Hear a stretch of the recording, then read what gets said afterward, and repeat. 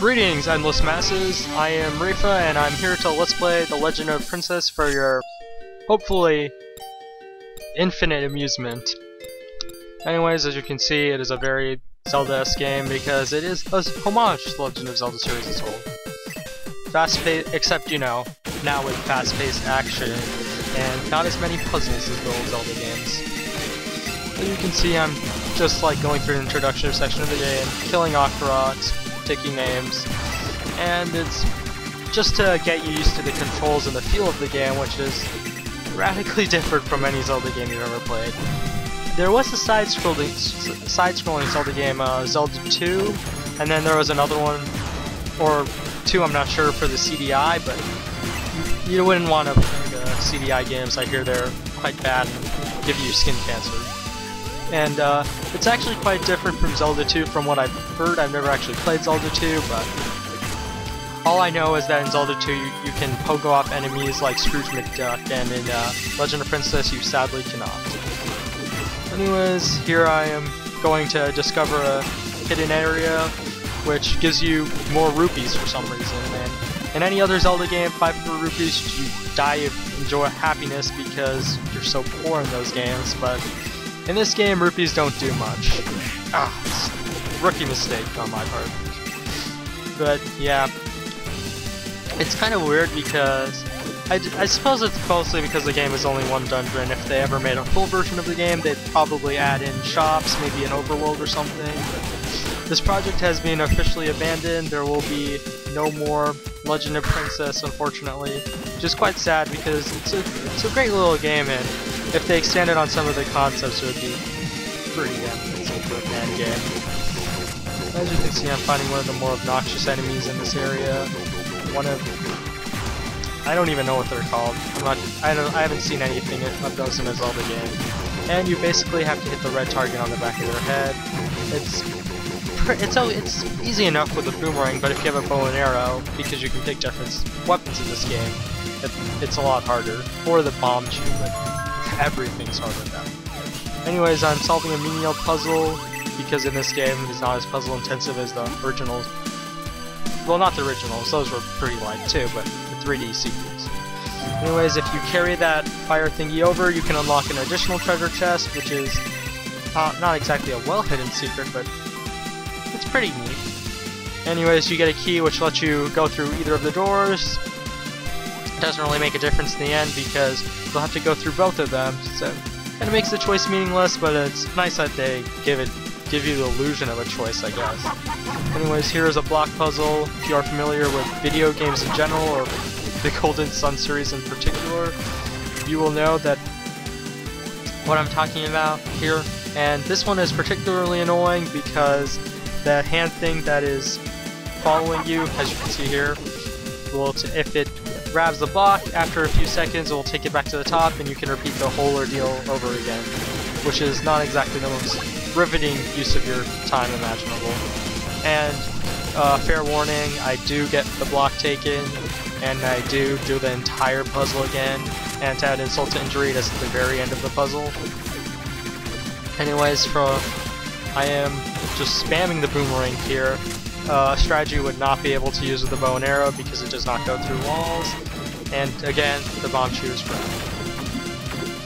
And as you can see here, you can use various special abilities like the spin slash and so on. And here is an exciting little puzzle where you basically have to hit both of the sword things with your boomerang to proceed.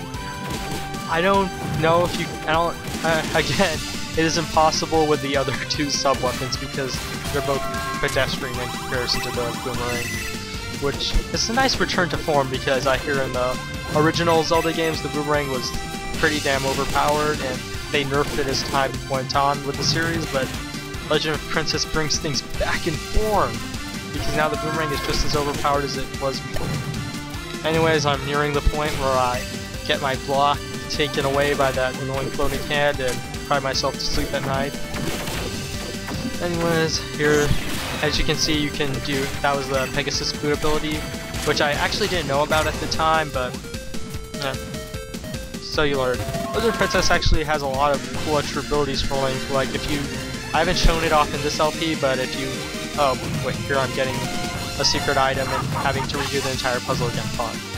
Anyways, as I was saying, I haven't shown it off in this LP, but you can do a spin slash thingy by charging up your sword, and if your bar is full or at least near full and you press the up button, Link does this spin slash thing, which if I were to compare it to something from another game, I don't know, this reference might be a bit obscure, but from Tales of Symphonia, it's kind of like if Void did the Tempest. Kind of a nerdy reference, but whatever. Anyways, since I've got nothing better to talk about, I'll talk about your other sub-weapons, which are basically movement-oriented. You have the Rock's Feather, which I've got now, which you've seen throughout this LP, which basically is a double jump. And then other items are the hook shot, which is basically how you think a hook shot is, and unlike how these grappling hook sort of items generally are in side-scrolling video games, with the exception of Bionic Commando and this import game from Japan that you've obviously never heard of. It's really good. Oh. And here you can watch me take a billion hits from this asshole while trying to reorientate myself. Those are the most obnoxious enemies of the game, harder than the bosses by far, and that was the last one we'll see. Anyways, here is the appearance of Shadow Link. He's actually a lot more annoying in this game because the only ways to hit him are to make clever use of your sub-weapon or use the dash attack. And as usual, he's a damn lot easier with the boomerang than any other. And he also executes the same special abilities as you. He does the dash attack, he uses the boomerang, so on. And this is actually a pretty cool part of the fight when he's reflected, because he'll follow you wherever you go, and if you jump, he'll jump too, and you won't be able to see the reflection. It's generally a pretty neat way to do the Dark Link battle. And this goes on forever because, like in the modern Zelda games, you rinse and repeat 3 times. And for some reason we both hit each other there. I don't know what was going on. But the boss fights in this game are a lot easier than the boss fights in other Zelda games. Even though my almost dying health will have you believe otherwise, I am in no...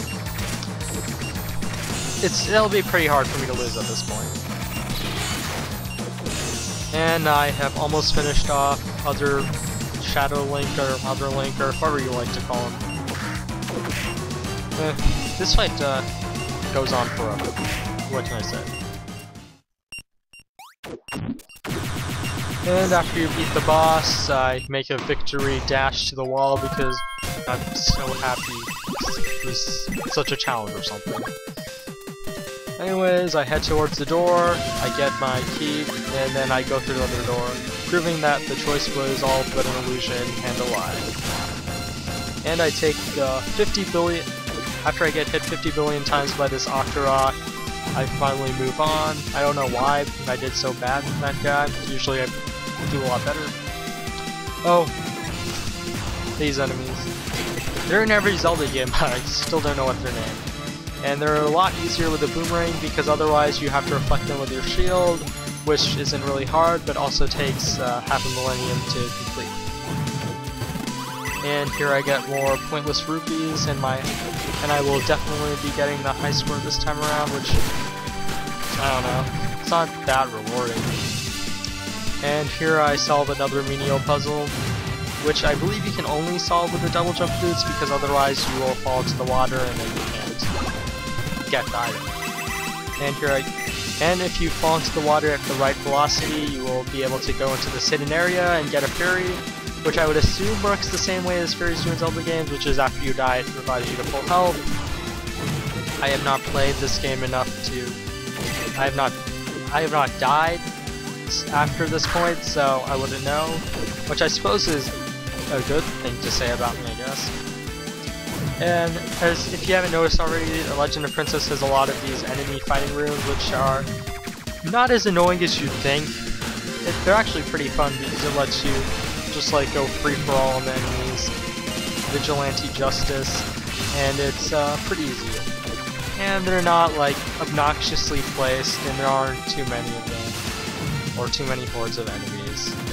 It's generally pretty manageable actually. And here the developer pulls off a dick move by making you have to jump into the water, so it's pretty hard to get all the rubies the first time through at least.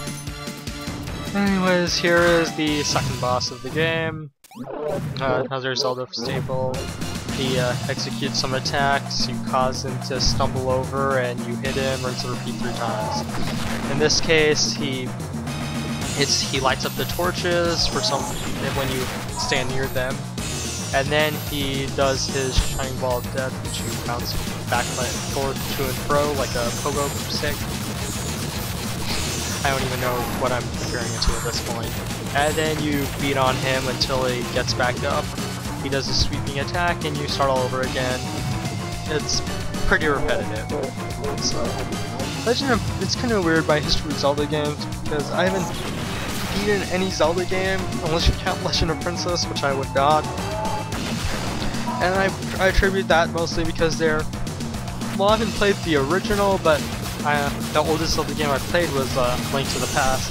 But they're generally like more puzzle oriented and more methodically paced, and I don't know, I find a hard time getting into that stuff. But The Legend of Princess is paced more like, it's pretty much the opposite of a Zelda game in one sense, because it's paced more like what you'd think a Metal Slug game or something would be. And yeah, that's probably why I can get more into the original Zeldas. Oh, here's me taking a stupid hit. And since the boss fight is almost over, I think I'll get back to talking about that now. Or not. Anyways, there he's gone, and after this there is no more level to the game. The final boss waits. Or if this was a full version of game, I'd assume this would just be the first boss, and then you'd be able to go to a shop and improve your equipment or something.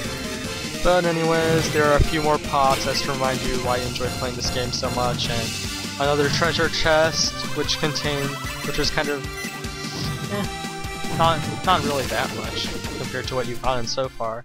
And here is the boss. I wonder what it could be. And in the first phase of the fight, you basically wait till it pops up, and then it has a shield. You hit the shield, you avoid the bouncing Skulls of Doom. Preferably you'll want to hit it with a charge shot because that drains its health faster, or that super spinning slash I told you about where you charge and press up, because that kills it instantly unless you move on to the second phase of the boss fight, which I will do right now. And let's see what it could be. Well, I already know, but it'll be a surprise for you, hopefully. And for some reason this part was usually lagging on it. Yes, it's King Gona. See, it's a parody off of Queen Goma because it's a king. And it has similar weaknesses. Well, not similar at all, but it's got the spirit of the thing. And he does this weird flame attack, which all you have to do to dodge it is stand in a corner. Then he pops back up again. He follows you around. Some bats come. He does this, and then he will do this ground wave attack, which you need to jump, and it's pretty easy to dodge.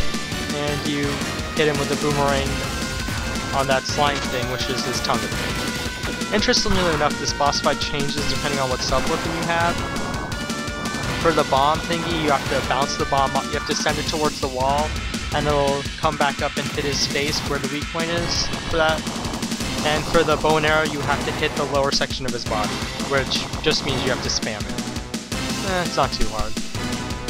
It's actually nice how they have variable boss fights. I wish well, boss fight, there's only one, but I'd assume they do the same for the rest of it. Because in the Zelda games, there's usually only one way to beat the boss, and I always thought it'd be more interesting if the sub-weapons from the past dungeon could kill the boss as well in some other way. Kind of like how the old Mega Man games had like multiple weaknesses for the boss, even though there was probably definitive order the developers thought of, and then later Mega Man games stripped you from that freedom. Anyways, I believe the boss fight is almost over. I think this is the last hit you will take before I finish him off, and yep, there it is. I get my heart back, so I can consider this a perfect victory if you skipped for about 15 minutes ahead of the video and this is all you've seen. Anyways, that is the end of The Legend of Princess. I enjoyed it. It's a pretty fun fan game, and as I said, it's only 15 minutes and it's free, so why not play it? Anyways, that's The Legend of Princess. Thanks for watching. See you again, hopefully.